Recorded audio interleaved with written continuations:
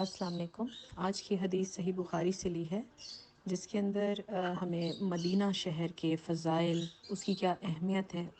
اس کے حرم کے بارے میں ہمیں معلومات فراہم کی گئی ہیں۔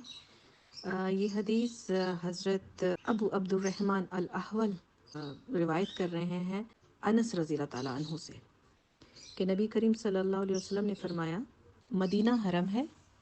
فلاں جگہ سے فلاں جگہ تک، یعنی جبل عیر سے سور تک،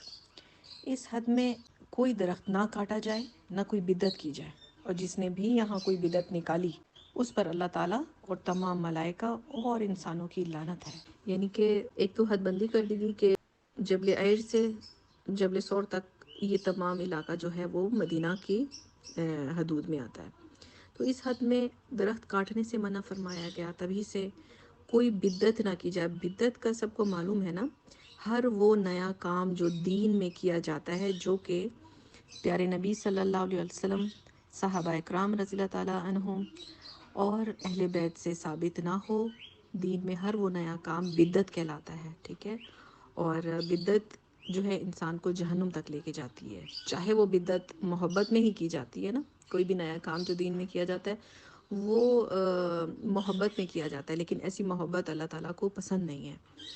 اور اس کے لیے اللہ تعالیٰ نے فرمایا کہ جو یہ بدعت کرے گا، جو یہ کام کرے گا، تو اس پر اللہ کی تمام ملائکہ اور تمام انسانوں کی لعنت